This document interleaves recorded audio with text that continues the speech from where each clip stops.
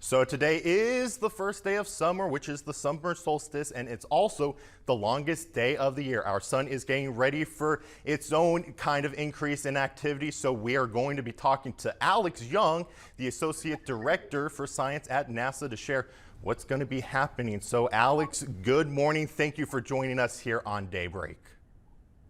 Good morning. So we've been talking about that today is the summer solstice, but can you go into a little bit of details about what that is? It's weird.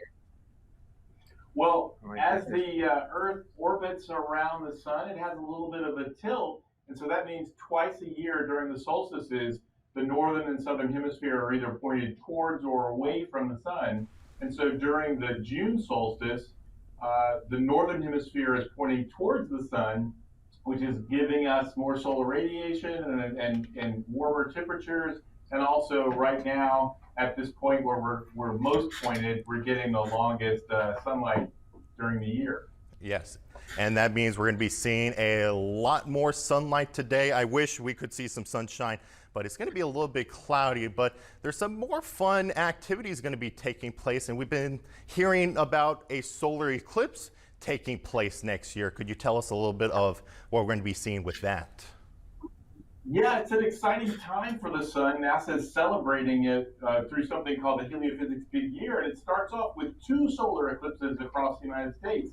The first one, October 14th of this year, is an annular solar eclipse, which is going from Oregon down to Texas, and that's where when the moon moves in front of the sun, it's not the same size, slightly smaller, so we get a ring of light around the moon, giving us the term annular. And during that kind of eclipse, you always have to wear those special safe solar viewing glasses. But then in April 8th, 2024, we have a total solar eclipse where the moon completely blocks out the disk of the sun, letting us see its outer wispy atmosphere called the corona. And if you're in that path of totality, you get to experience this. But everybody in the 48 lower states is going to get to experience at least a partial solar eclipse. Interesting. And can you tell us about where that path for that total eclipse is going to be going through the United States? Yeah, so that will start in Mexico, and then in the U.S. it starts in Texas, goes up through Ohio River Valley into upstate New York, New England, and ending in Canada. It is also going to be typically, for those in the path of totality, longer than the 2017 eclipse, and the path itself is a little bit wider.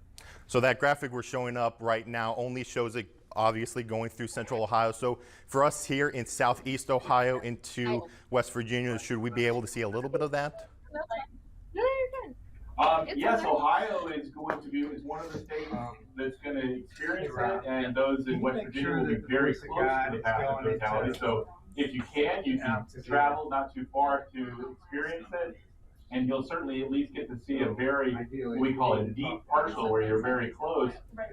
So this is a really amazing opportunity. So I highly recommend everybody to get their state solar viewing glasses, enjoy it, and if you can go to the path of totality, that in itself is also really an amazing experience. Okay, and before we go, one last question. There is also another fun piece of activity taking place on the sun. Can you talk to us about the sun activity increasing in terms of solar flares?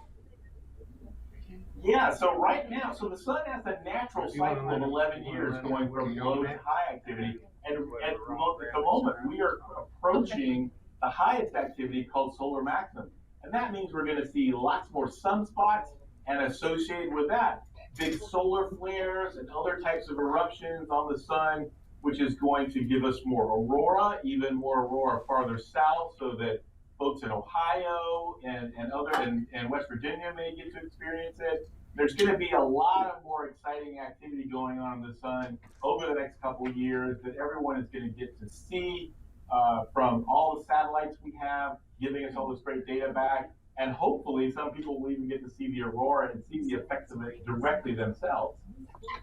Oh boy, hopefully we can see some of those aurora borealis, but obviously thank you so much, Alex, for coming in this morning. And we're going to have a link to the website that you shared with us for everybody to get more information. It is go.nasa.gov/HelioBigYear. But again, Alex Young, thank you so much for joining us this morning.